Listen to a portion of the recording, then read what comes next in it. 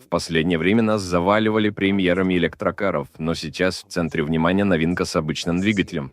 Свежее поколение Audi A6.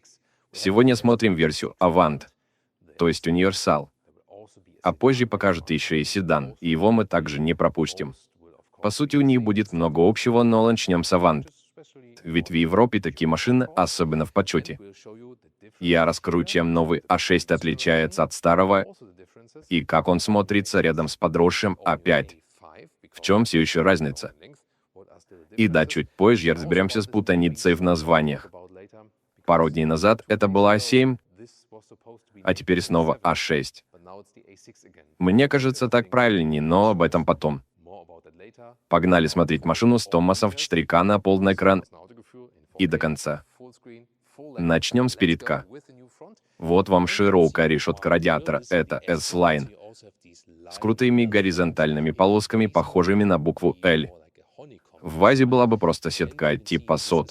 Тут еще черный пакет с темными кольцами Audi на логотипе. Обычно они хромированные. И, честно говоря, мне такой вариант больше нравится. Ярче выделяется на фоне решетки. S-Line, конечно, добавляет спортивности. Дальше будет еще интересней. Инженеры хорошо потрудились над аэродинамикой. Для универсала Avant коэффициент сопротивления воздуха всего 0,27. Видите эти каналы для воздуха? Они грамотно гоняют потоки по всему кузову доработки. В базе фары тут светодиодные, но если хочется большего, берите опциональные матричные светодиоды. Внутри мелкая сеточка, плюс можно выбрать разные световые подписи. Если взять матричные, то и поворотники станут динамическими. Сзади фонари тоже непростые, на технологии OLED. Подробности про них чуть позже расскажем. Кузов покрашен в цвет Мадейра Браун. Сразу вспоминается остров Мадейра. Я там пару раз был. Голубой океан и яркие цветы. Красота. Впечатление до сих пор в голове. Может, дизайнеры вдохновлялись именно этим, хотя есть версия, что название от дерева Мадейра, португальского такого. Если среди вас есть португальцы, напишите в комментариях, что думаете. Колеса тут от 18 до 21 дюйма, а на этой машине стоят самые большие 21-дюймовые, с шинами Michelin Pilot Sport. Внутри шин спрятана пена. Чтобы сделать машину тише, говорят, шум снизили на 30%. А это серьезно. Ведь Audi и раньше была тихоней. Скоро сами прокатимся и расскажем, насколько она теперь шепчет на дороге. Длина машины почти ровно 5 метров. Точнее, 4,99. Выросло на 6 сантиметров по сравнению со старой версией. Не то чтобы прям много, но чувствуется, особенно сзади. На крыше красуются рейлинги, а задок вытянули в стиле шутинг-брейк. Такой длинный, плавный силуэт. Раньше Audi любила строгие углы в духе Bauhaus, а тут все круглое и мягкое, особенно у дверей. Похоже на Mercedes E-класса, но с изюминкой шутинг-брейк. Теперь вопрос.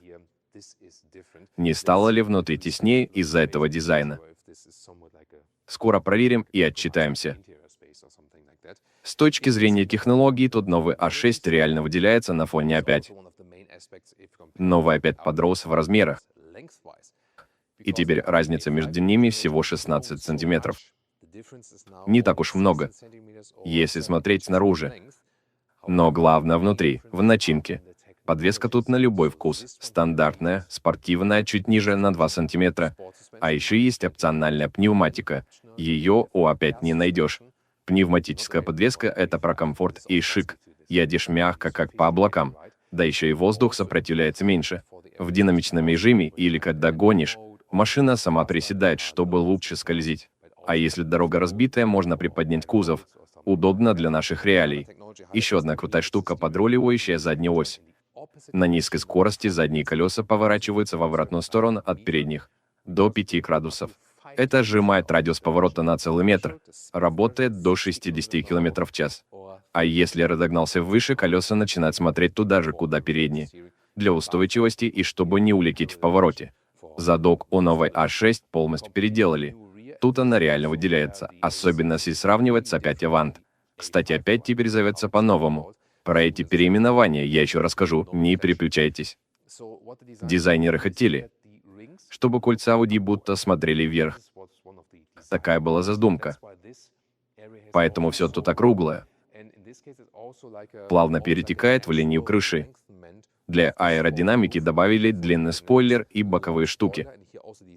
Машина теперь похожа на капли воды, что помогает ей скользить по ветру. Задняя часть вышла длинной и броской, сразу цепляет взгляд.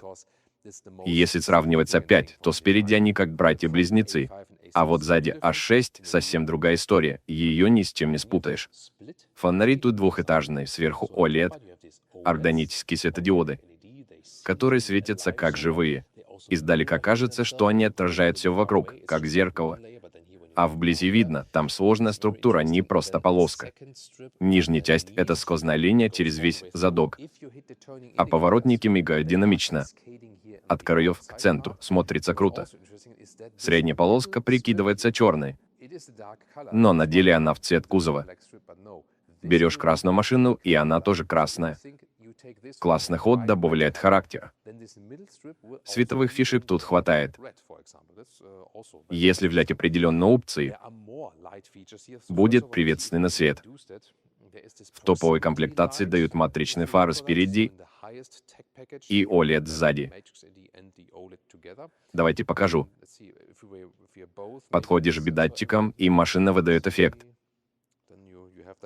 Типа «Эй, не лезь так близко». И еще деталька. Сажусь внутрь, жму тормоз. Стоп-сигнал загорается вертикально внизу фонаря.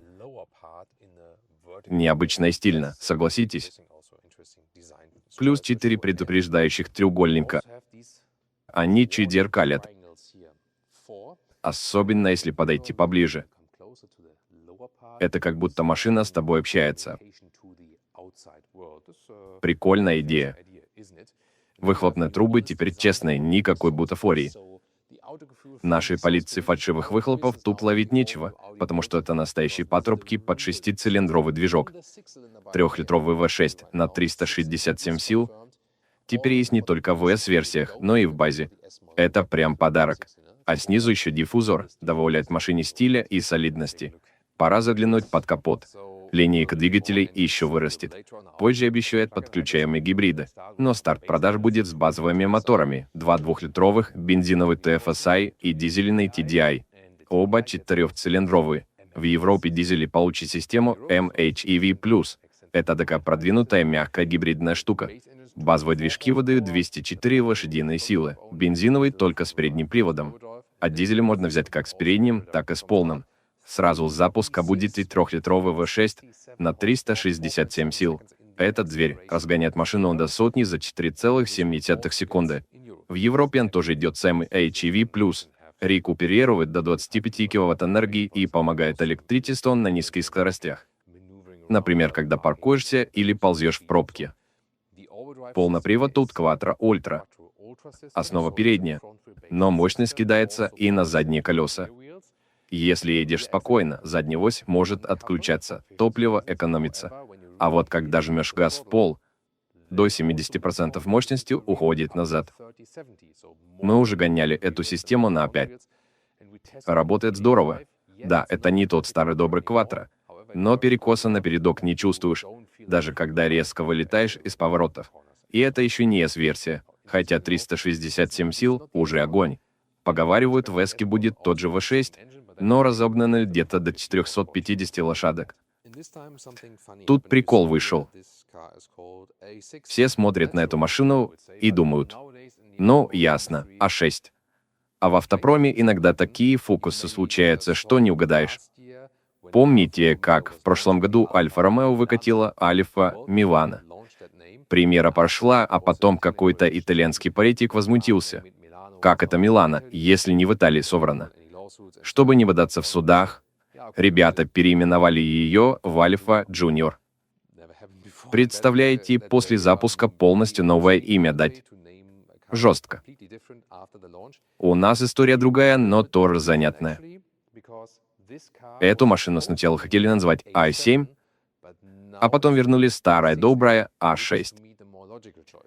И знаете, мне кажется, так логичнее. В чем подвох? Audi решила навести порядок в названиях. Четные индексы для электрокаров, нечетные для машин с движками. Получилось, что электрическая А4 — это А4 e-tron, а обычная А4 стала А5. Вот и появились опять Avant и опять седан.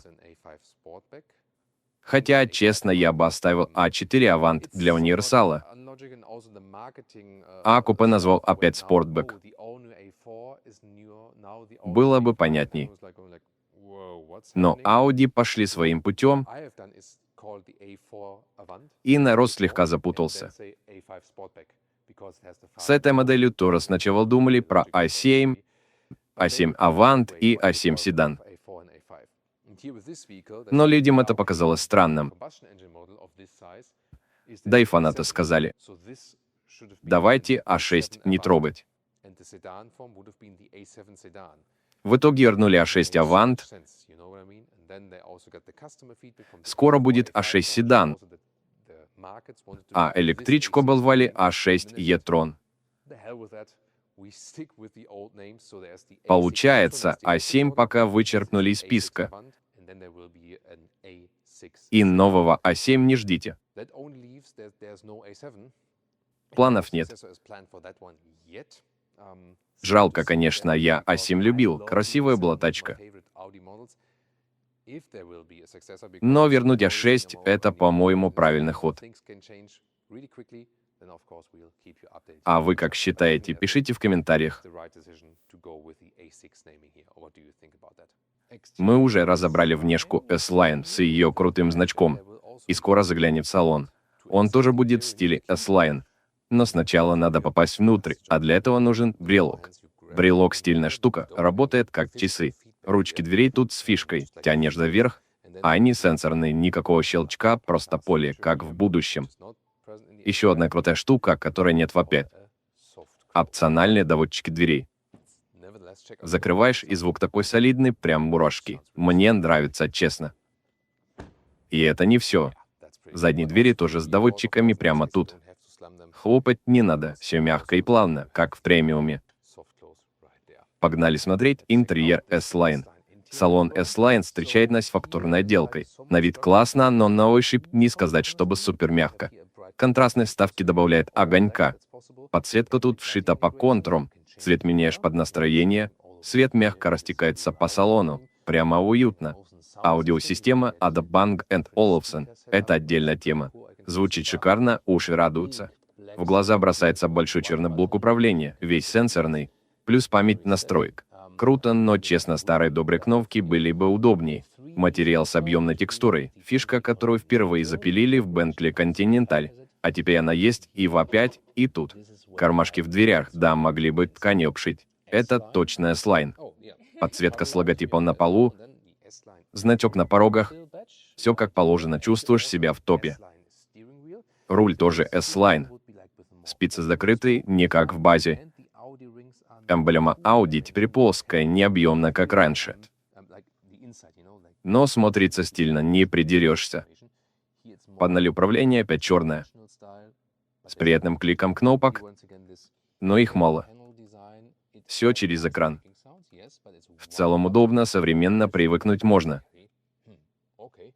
Сиденья на выбор обычные, спортивные или топовые Sport Plus. Спортивные с штамповкой S и поддержка плеч.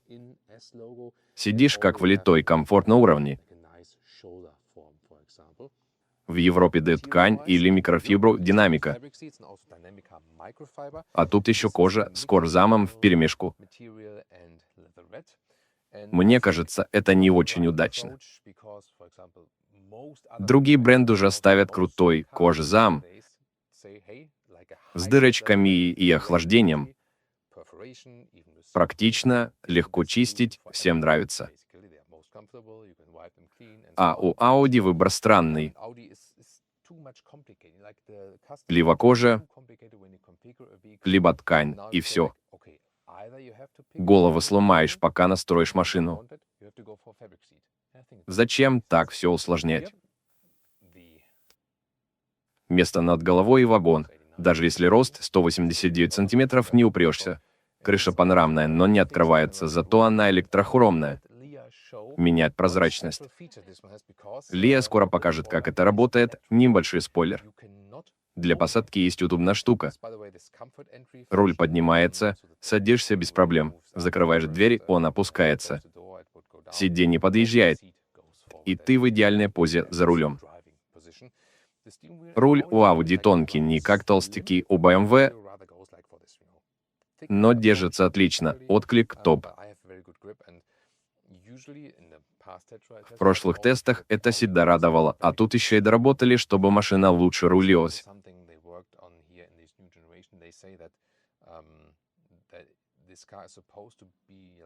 Скоро сами проверим, как оно на деле. И еще мелочь. Тут маленький отсек для мелочей. Нажимаешь, он падает вниз. Амортизации нет, но для парковочного талона или мелочи самое то. Пора заглянуть в кабину. Она чем-то похожа на салоны А5, Q6 e-tron и электрический A6 e-tron. Но есть свои фишки. Сейчас разберемся. Начнем с экранов, их тут хватает. Перед водителем 12-дюймовый дисплей, как цифровая приборка. Мультимедиа 14,5 дюймов, плюс 11-дюймовый экранчик для пассажира. Это если взять средний техпакет. Без него будет просто черная панель. Зато отпечатки пальцев не так видны. С экраном для пассажира прикольней. Можно ввести тыкать в настройки или киношку включить, если хочется. Панель непростая, с текстурой, швы виднеются, все стильно. А вот этот массивный черный блок, управление прямо в глаза бросается. Сиденье можно чуть удлинить под колени, а так норм.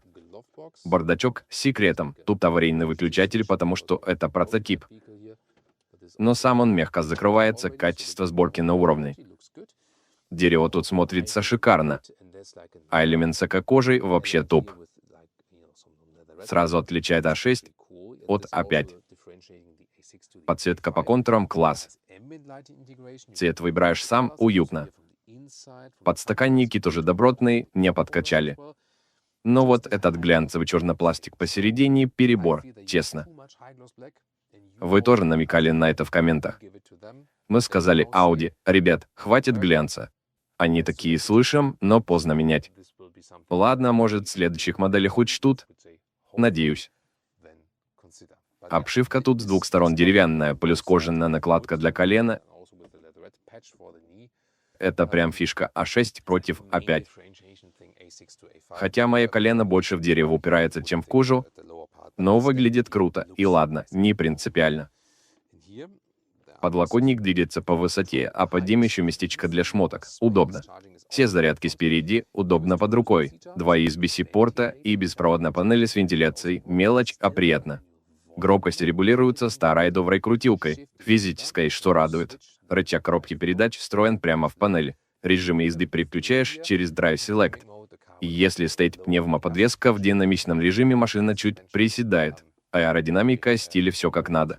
Я включил его сейчас. Слышите, как она тихонько шипит: опускайся. Классная штука. А вот что реально удивило. Недавно ковырялся с А5 и нашел в мультимедийке цифровой открыватель гаражных ворот. Настраиваешь, клонируешь сигнал с пульта, задаешь точку на карте и вуаля. Подъезжаешь к гаражу, ворота сами открываются. Это прям магия. Жить стало проще. Руль, как я говорил, тоньше, чем раньше, но в руках лежит идеально. Чувствуешь себя гонщиком. Садишься в кабину и сразу понимаешь, это не Q6 e-tron, и не A6 e-tron, и не A5. Хотя, честно, компоновка у них теперь почти одинаковая, различия в мелочах. Смотрим с водительского кресла. Тут все можно под себя заточить. Жмешь и держишь кнопку «Избранная» и настраиваешь, что хочешь. Например, ставишь предупреждение скорости, потом один клик и готово. Никаких лишних движений. Цифровая приборка — гибкая штука. Меняешь картинку как угодно. Прикольно, что тахометр засунули в правый нижний угол, вообще не там, где его ждешь увидеть. А рядом просто дублируют скорость. Странновато. Но скоро обещает обновление софта, вернут нормальный тахометр. Но уже пожаловались Audi, и вы в комментах тоже это отмечали. Плюс есть проекция на лобовое, теперь мультимедийка. Главное меню тут сразу минус. Сенсорная зона большая. Типа клади руку и рули климатом. Но на деле одной рукой тыкать неудобно, угол дурацкий. Лучше бы панель наклонили по-человечески. Иногда прям тянешься, как акробат. Можно было бы доработать, однозначно. Зато подогрев сидений и всякие штуки включаются без проблем. Все просто и шусто. Еще прикольно, что прямо отсюда настраиваешь свет снаружи. Выбираешь схемы и играешься. Apple CarPlay и Android Auto тоже в деле. Интеграция на уровне. Телефон подключаешь, и все летает. Сейчас Лея покажет, как работает электрохромная крыша. Управление спереди. Вот вам шторка. Можно задвинуть ее полностью, как тут, или открыть на всю катушку. А еще остановить где-то посередине или двигать по частям, сегмент за сегментом. Это здорово помогает от солнца. Лучи не пробьются, если не захочешь. Кнопка для шторки настоящая, механическая, не сенсорная ерунда. Нажимаешь и чувствуешь, что все по-честному. Плюс в салоне 4 ручки по всему периметру расставлены. Каждый пассажир может вцепиться как следует. Начнем с задней двери. Обшивка радует глаз. Тут ручная шторка, прикольная штука. Прям old school в хорошем смысле. Фактура приятная, светлый цвет, стеснение внизу добавляет стиля. Но вот кармашки внутри голые, без ткани. Для детских кресел Isofix все продумано. Спереди на пассажирском сиденье есть. Прощупал, все на месте. Сзади тоже полный набор. И верхние крепления, и Isofix на каждом месте. Крышки сдвигаются, все удобно. Светлая отделка делает салон легким, воздушным, дышится свободней. В центральной консоли 2 USB-C для зарядки. Климат-контроль сзади тоже есть. Температуру трогаешь пальцем, сенсоры, как в прошлом поколении. Но сделано качественно, не раздражает. Тоннель посередине широкий. Полный привод дает о себе знать. Скоро проверю, как там пятому пассажиру уместится ли. Подлокотник опускается, крепкий, надежный. С подстаканниками и люком для лыж. Это же Avant. Плюс панорамная крыша в опциях, про которую я уже говорил. Высота потолка до середины, без вопросов. А вот ближе к бокам, если рост 189 сантиметров, уже чуть тесновато. Кстати, тут маленькие сенсорные лампочки, трогаешь, и свет. Мило. А теперь про колени. У этого класса машин хроническая беда. Как у BMW 5 серии или Mercedes E-класса. Снаружи длинный, а ногам места маловато. Сравним с А5. Там я сижу плотнее. А в А6 могу руку перед коленями вытянуть. Но это если я за рулем с моим ростом. Если вы где-то 175 сантиметров, то пространство побольше, все логично. В итоге, для 4 высоких взрослых тут норм. Пятому тоже можно. Но в середине будет жестковато. Особенно на короткие поездки. Объем багажника зависит от того, есть ли мягкий гибрид. В Штатах, например, его не ставят. И получаешь 500 литров. С гибридом 470 литров. Чуть меньше. Скоро покажу, где эти литры теряются. По сравнению со старой моделью. Места стало чуть меньше. Новый кузов сделали плавнее и красивее. Углы сгладили, вот и результат. Но все равно багажник удобный, пользоваться приятно. Смотрите сюда, шторка сама вверх-вниз ездит вместе двери. Мелочь, а круто. И надпись Avant прямо на ручке шторки. Стильно, продуманно, глаз радует. Задние сиденья складываются с кнопки. И слева, и справа. Все дистанционно. Чемодан встает вертикально, места хватает. Это, кстати, не батарея гибрида, она под полом прячется. Тут просто зарядка для обычного аккумулятора, чтобы фары и всякое разное весь день работали и не садили машину. А вот под полом, да, это гибридная версия. И места там немного. Без гибрида было бы просторней. Пол поднимается, но толк от этого только если под ним есть куда что-то засунуть. Сами понимаете. Ширина багажника больше метра. Где-то 1,1 между арками. Длина около 1,2 метра. Высота почти 70 сантиметров. До спинок сидений все 2 метра. Универсал есть универсал. Влезет все, что надо, и даже больше. Цена на эту красотку А6 Avant стартует от 58 тысяч евро. На 11 тысяч евро больше, чем А5 Avant. Разница в длине всего 16 сантиметров. Не так уж и много. Но тут есть чем похвастаться. Пневмоподвеска, подруливающая задняя ось и доводчики дверей. Премиум фишки, которых в А5 не найдешь. Это делает А6 особенной. С двигателем 3 литра V6, пакетом Техпро и всякими плюшками, как она тут стоит, цена может почти в 2 раза перевалить за базу. По нынешним раскладам можно примерно прикинуть, во сколько обойдется. Мы будем держать вас в курсе. Как только узнаем точнее или прокатимся на тест-драйве, сразу расскажем. Проверить на дороге — вот что главное. Сравним с А5. Посмотрим, как эти наворот рулятся, и правда ли она такая тихая, как Audi хвалится. Это прямо ключевой момент. В общем, копаться во всем этом было классно. И мне кажется, А6 Avant — имя правильное. А вы что думаете, пишите в комментариях. Конкуренты, конечно, не дремлют. Mercedes E-класса и BMW 5 серии тоже в игре.